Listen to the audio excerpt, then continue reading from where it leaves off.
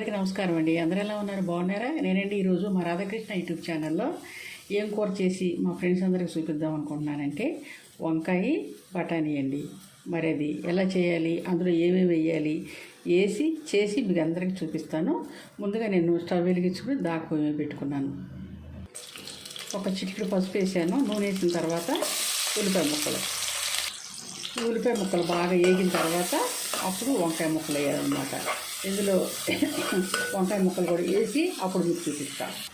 బఠానీలండి, వీటిని శుభ్రంగా కడుక్కుని నానబెట్టుకోవాలి. ముందు నానబెట్టి అవి చక్కగా ఒక రాత్రి అంతా నానిన తర్వాత శుభ్రంగా కడిగేసి ఉడకబెట్టుకుని ఇట్లా పక్కన పెట్టేసుకుని అప్పుడు ఇందులో వేసుకోవాలి. ఉల్లిపాయ ముక్కలు మగ్గినాయండి. ఇప్పుడు వంకాయ ముక్కలు వేస్తున్నాను. మరి మా రాధాకృష్ణ యూట్యూబ్ ఛానల్లో నేను ఈరోజు వంకాయ పచ్చి బఠానీ అండి కూర చేసి మీ అందరూ చూపిద్దాం అనుకుంటున్నాను. మరి మీకు నచ్చినట్లయితే లైక్ చేయండి, షేర్ చేయండి, సబ్స్క్రైబ్ చేసుకోండి. మా రాధాకృష్ణ యూట్యూబ్ ఛానల్. వంకాయ ముక్కలు వేసేసాను కదా. ఇప్పుడు వంకాయ ముక్కల్ని తాయింపులు వేసిన తర్వాత ఇట్లా బాగా చుట్టుకుని మూత పెట్టేసుకోవాలి. ఉప్పు తర్వాత వేసుకుందాం. మూత పెట్టేసాను కదా. వంకాయ ముక్కలు మగ్గినాయి కదండి, ఉప్పు చల్లుకుందాం.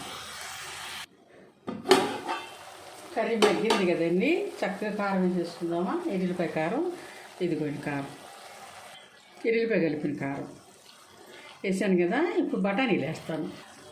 ఇవిగండి ఉడకబెట్టిన బఠానీలు, ఉడకబెట్టి పక్కన పెట్టుకున్నాను కదా. ఆ బఠానీలు ఇందులో వేసాను. కారం వేసుకున్నాను, బఠానీలు వేసుకున్నాను. చక్కగా తిప్పేసి ఏం చేస్తానంటే కొద్దిగా వాటర్ పోస్తాయి ఇందులో. తిప్పేసాను కదా.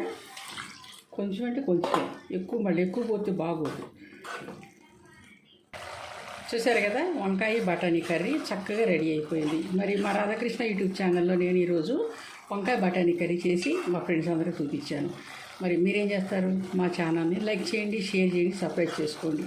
ఈరోజు ఈ వీడియో ఇంతటితో ఆపేస్తానండి. ఇక కూర కట్టేస్తాను. రేపు మళ్ళీ ఇంకొక వీడియోతో మీ అందరి ముందుకి వస్తాను.